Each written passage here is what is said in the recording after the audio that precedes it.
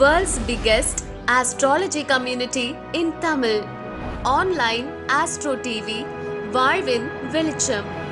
Online astro டிவியை கண்டு மகிழுங்கள்.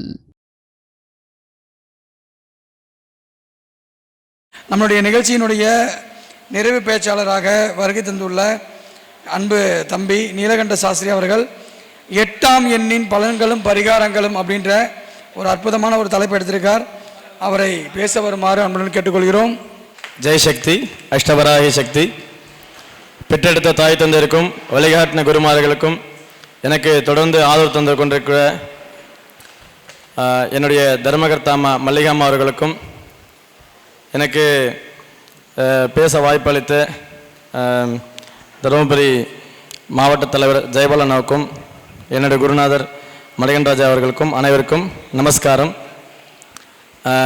பொதுவாக வந்து பார்த்திங்கன்னா இந்த 8-17-26 இந்த டேட்டில் பிறந்தவங்களுக்கு வந்து ஒரு 10 வருஷமாக நான் ஒரு சின்ன ஒரு ஆராய்ச்சி பண்ணிக்கிட்டு இருக்கேன்.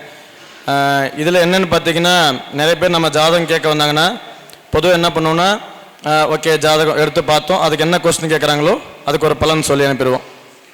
ஆனால் எனக்கு முதல்ல நான் பாடசாலை முடிச்சுட்டு வரும்போது அங்கே பாடசாலையில் ஒரு அண்ணா எனக்கு ஒரு விஷயத்த சொன்னார். இந்த 8-17-26 இந்த மாதிரி டேட்டில் பிறந்தவங்களுக்கு இந்த முக்கியமான சில பிரச்சனை இருக்கும். என்ன அப்படின்னு பார்த்தீங்கன்னா மோஸ்ட்லி அவங்களுக்கு வந்து அப்பா உயிரோடு இருக்கிறது ரொம்ப சிரமம் அப்படின்னு சொல்லுவாங்க. சரி இவர் ஏதோ சொல்கிறாரு அப்படின்னு அவர் சொல்லும்போது சரிங்க நான் சொல்லுங்க அப்படின்னு சரி கேட்டுக்கிட்டேன். மோஸ்ட்லி இந்த 8-17-26 இந்த டேட்டில் பிறந்தவங்க இந்த சனியோட ஆதிக்கத்தில் பிறந்தவங்க அப்படின்னு சொல்லுவோம். இவங்களுடைய ஜாதகம் வந்து நீங்கள் எப்போனா எடுத்து பாருங்கள், மோஸ்ட்லி அவங்களுக்கு சூரியன் 6-8-12 இந்த மாதிரி மறைவு ஸ்தானத்தில் தான் இருப்பாங்க.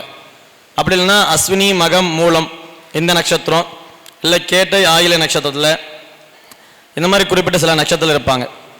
மோஸ்ட்லி அவங்கள பார்த்தீங்கன்னா இந்த பிறந்த முதல் வருஷத்துலேயே வந்து பார்த்திங்கன்னா இந்த குழந்தை பிறந்த முதல் வருஷத்துலேயே நிறைய பேருக்கு வந்து பார்த்திங்கன்னா வீட்டில் சில பிரச்சனைகள் வந்து அவமானப்பட்டு வீட்டு விட்டு வெளியே வர சூழ்நிலைகள் ஏற்படும். யாருக்கு? அப்பா அம்மாவுக்கு. நிறைய பேர் வந்து நான் முதல்ல கேட்பேன், வீட்டு விட்டு வெளியே வந்துட்டிங்களா அப்படின்னு. ஆமாங்க அப்படின்னு சொல்லுவாங்க.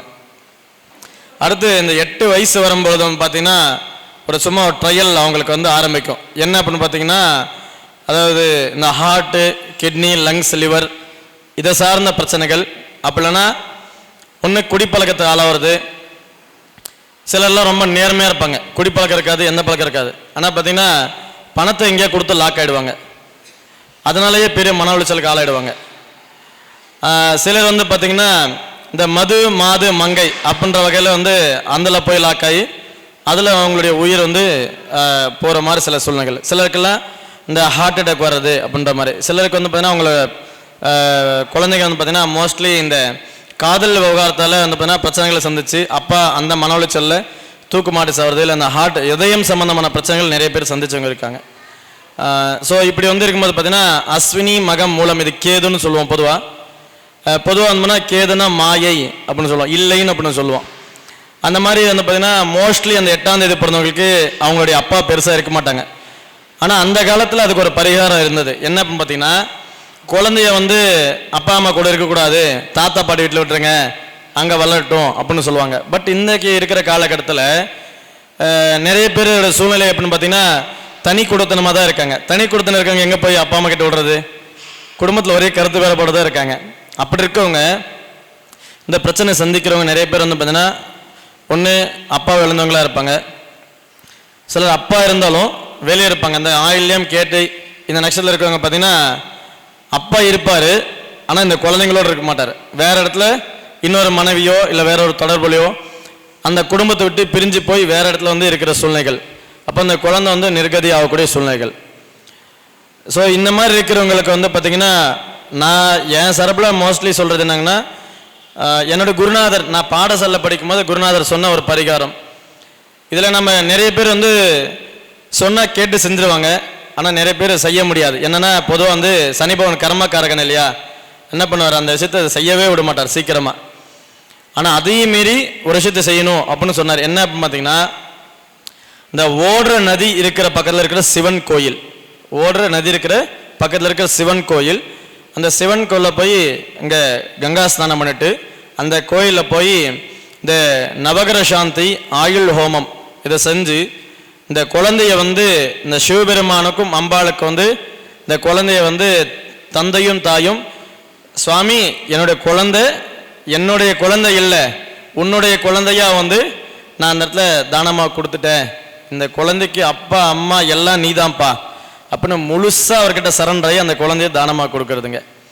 அப்படி கொடுத்ததுக்கு அப்புறமா இந்த குழந்தையோட தாத்தா பாட்டியில் தாய் மாமா அந்த கோயிலில் வந்து பார்த்தீங்கன்னா தவிடு வெள்ளம் வந்து பார்த்தீங்கன்னா மிருத்யுஞ்சயர்னு சொல்லுவோம். மிருத்யுன்னா கண்டம் அப்படின்னு அர்த்தம், ஜெயன்னா வென்றவர். இந்த துர்மரணத்தை கண்டத்தை வென்றக்கூடிய சுவாமிக்கு பேர் மிருத்யுஞ்சயர்னு பேர். பொதுவாக வந்து திருக்கடையூரில் அமிர்த கடேஸ்வரர்னு சொல்லுவோம், அந்த சுவாமிக்கு இன்னொரு பேர் மிருத்யுஞ்சயர்.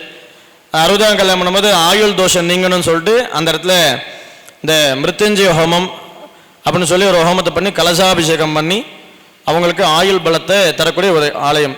அப்படி அந்த மிருத்யுஞ்சய தானம் சொல்கிறது வெள்ளம். பொதுவாக வந்து வெள்ளத்தை வந்து அந்த கோயிலில் வெள்ளத்தையும் தவிடும் தானமாக கொடுத்துட்டு அந்த குழந்தைய வந்து பார்த்தீங்கன்னா மடிப்பிச்சை வந்து கேட்கறது, சுவாமி எங்கள் வீட்டுக்கு ஒரு குழந்தைய மடிப்பிச்சையாக கொடுங்க அப்படின்னு சொல்லி கொண்டுட்டு வந்து அந்த வீட்டில் இருந்தாங்கன்னா பலன். அதில் வந்து குழந்தைய கொண்டுட்டு வரும்போது குறைஞ்சபட்சம் 24 மணி நேரமாவது அந்த குழந்தை அப்பா அம்மாவை சந்திக்காமல் இருக்கணும். அதாவது நம்ம அந்த காலத்தில் வந்து பல வருஷங்கள் விட்டுருவாங்க, சின்ன வயசுலேயே எடுத்து போயிட்டாங்கன்னா கல்யாண வயசில் கூப்பிட்டு வருவாங்க அந்த குழந்தைய, தாத்தா பாட்டி வீட்டில் இருக்கும். அப்போ தான் வந்து பார்த்தீங்கன்னா அப்பா அம்மா பார்க்குறதுக்கே கூப்பிட்டு வருவாங்க, எப்போ கல்யாணம் பண்ணும்போதோ இல்லை காலேஜ் போகும்போதோ கூப்பிட்டு வந்து வைப்பாங்க. ஸோ அப்படி இந்த குழந்தைய வந்து மறுநாள் கூப்பிட்டு வரணும். இந்த குழந்தைய தானமாக கொடுக்குற அன்னைக்கு அவங்க கோ பூஜை செஞ்சு அந்த கோ பூஜைக்கு வந்து பசுமாட்டுக்கு வந்து பார்த்தீங்கன்னா அகத்திக்கரை வாழைப்பழம் தானமாக தரணும். அகத்திக்கரை பொதுவாக வந்தோம்னா நம்ம பித்ரு சாபங்கள் பித்ரு தோஷங்கள் நிவர்த்திக்காக பொதுவாக வந்து நாட்டு மாட்டுக்கு தருவோம். நிறைய பேர் என்ன பண்ணால் எனக்கு ஜெர்சி மாடு கொடுத்துருவாங்க, ஆனால் நாட்டு மாட்டுக்கு கொடுக்குறது அதிகமான பலன் தரும். அப்போது வந்து பார்த்திங்கன்னா அந்த பசுமாட்டை கொடுத்துட்டு எங்கள் தலைமுறையில் செஞ்ச பாவ கர்மனைகள்லாம் நிவர்த்தி ஆகட்டும் சுவாமி அப்படின்னு சொல்லி அங்கே போய் இந்த பசுமாட்டுக்கு கொடுத்துட்டு நமஸ்கரிச்சுட்டு வந்துட்டு, சனி பகவானாவே பொதுவாக கர்மக்காரர்கள் இல்லையா, நம்ம கர்மாக்கள் போகணும்னா தான தர்மம் கண்டிப்பாக பண்ணணும்னு சொல்லுவாங்க. அதில் பொதுவாக வந்தோம்னா தானத்தில் சிறந்த தானம் அன்னதானம்னு சொல்லக்கூடிய ஒரு விஷயம் உண்டு. அப்படி சனி பகவான்னா இந்த அனாதைகள் உடல் ஊனமாக இருக்கக்கூடியவர்கள் இப்படி இருக்கக்கூடியவங்களுக்கு நம்மளால் முடிஞ்சது குறைஞ்சபட்சம் ஒரு 26 பேருக்கு மேலேயாவது இருக்கணும். அவங்களுக்கு போய் இந்த குழந்தையோட அப்பா அம்மா அவங்களுக்கு சாப்பாடு பரிமாறிட்டு அவங்ககிட்ட பிளஸ்ஸிங்ஸ் வாங்கணும், ஆசீர்வாதம். எதுக்கான்னு பார்த்தீங்கன்னா ஏழையின் சிரிப்பில் இறைவனை காணலாம் சொல்கிறோம். அப்போ சனி பகவானுடைய சுரூபமாக இருக்கிறது அப்படின்னா இந்த ஆதரவற்றவர்கள், வயசான தாத்தா பாட்டி, பராமரிப்பு இல்லாமல் இருக்கவங்க, இப்படி இருக்கவங்களாம் வந்து பார்த்தீங்கன்னா நிறைய பேர் ஏழ்மையாக இருக்கிறவங்களும் இருப்பாங்க. அப்போது அவங்க எல்லாருமே சேர்ந்து ஒரு விஷயத்த சொல்லுவாங்க, நீங்கள் நீண்ட ஆயுளும் ஆரோக்கியத்தை பெற்று நல்லபடியாக வாழணும் அப்படின்னு சொல்லி மனசார வாழ்த்துவாங்க. ஸோ அது இறைவன் வாழ்த்து தான் ஒரு அர்த்தம் உண்டு. இந்த மாதிரி செய்யும் பொழுது அந்த குழந்தையோட அப்பாவுக்கு இருக்கக்கூடிய ஆயுள் கண்டங்கள் நீங்கும். மோஸ்ட்லி வந்து பார்த்தீங்கன்னா இந்த சொன்ன 8, 17, 26 இந்த டேட்டில் இருக்கிறவங்களுக்கு 8 வயசுல இல்லை 17, 26 வயசுல பார்த்தீங்கன்னா மோஸ்ட்லி அப்பா உசுரோடு இருக்கிறது ரொம்ப கஷ்டம். 90% பேருக்கு இருக்கிறதுல இந்த 10% பேருக்கு யாருக்கெல்லாம் இருக்காங்கன்னா ஒன்று ஆலய வழிபாடு செய்கிறவங்க, இந்த தான தர்மங்கள் பண்ணுறவங்க, இவங்களுக்கு இந்த அப்பா அம்மா எந்த பிரச்சனை இல்லாமல் இருப்பாங்க. அதனால் நம்ம ஜோதிடர்கள்கிட்ட எல்லாம் கேட்டுக்கிற ஒரு முக்கியமான ஒரு வேண்டுகோள் என்னன்னு பார்த்தீங்கன்னா, பொதுவாக ஜாதகம் வரும்போது இந்த மாதிரி 8, 17, 26 இந்த மாதிரி டேட்டில் பிறந்திருந்தாலோ அந்த ஜாதகத்தில் முதல்ல நீங்கள் பாருங்கள் 6, 8, 12 தந்தைக்குரிய காரகம், அப்படி இல்லைன்னா சூரியன் மறைவு ஸ்தானத்தில் இருந்தாங்கன்னா அவங்களுக்கு இந்த பரிகாரத்தை தயவுசெய்து அவங்களுக்கு சொல்லிவிட்டு அந்த தந்தையை வந்து உயிர் காக்கிறதுல நீங்கள் ஒரு பங்கு எடுத்துக்கணும் அப்படின்னு சொல்லி வேண்டுகோள். நிறைய பேர் இதை செய்யவே முடியாது. என்னன்னு பார்த்தீங்கன்னா அந்த கர்மாக்கள் வந்து பார்த்தீங்கன்னா அவங்களை அவ்வளோ சீக்கிரம் செய்யவே விடாது. ஆனால் ரொம்ப எளிமையான பரிகாரம் தான், ஆனால் உணர்வுபூர்வமாக செஞ்சால் பலன் கிடைக்கும். நான் நிறைய பேருக்கு அது சீக்கிரமாக செய்யவே வாய்ப்பு அமையாதுங்க. பொதுவாக சனி பகவான் அப்படின்னாவே ஆயுள் காரகன், கர்மகாரகன், உத்தியோகக்காரகன், இந்த 3க்குமே அதிபதி சனி பகவான் தான். இந்த சனி பகவானுடைய கான்செப்டே என்ன பார்த்தீங்கன்னா, நிறைய பேர் நம்ம சனி பகவான் தேடி கோயில் குளமாக சுற்றிக்கிட்டே இருப்போம், திருநள்ளாறு போய் சுவாமி பார்த்துட்டா நல்லது செஞ்சிருவார் அப்படின்னு சொல்லிட்டு. ஆனால் அப்படி கிடையாது. சனி பகவானை பொறுத்த வரைக்கும் யார் வந்து இயலாமையாக இருக்காங்களோ, முடியாமல் இருக்காங்களோ அவங்களுக்கான உதவிகள் செஞ்சுட்டு வந்தாவே 90% பிரச்சனை குறைஞ்சிருங்க. ஸோ என்னுடைய சிறு கருத்தை வந்து சொல்லி நிறைவு செஞ்சுக்கிறேன். வாய்ப்பளித்த அனைவருக்கும் நன்றி. வாழ்க பல்லாண்டு வாழ்கணும். ஜெய் சக்தி, அஷ்டவராய சக்தி, லோகா சமஸ்தா சுகினோர் பவந்து. சனி பகவானை பற்றி அற்புதமான கருத்துக்களை வழங்கிய நீலகண்ட சாஸ்திரி அவர்களை பாராட்டி ஒரு சிறப்பு கௌரவம் செலுத்துகிறோம். அனைவரும் உற்சாகப்படுத்துமாறு அன்புடன் கேட்டுக்கொள்கிறேன்.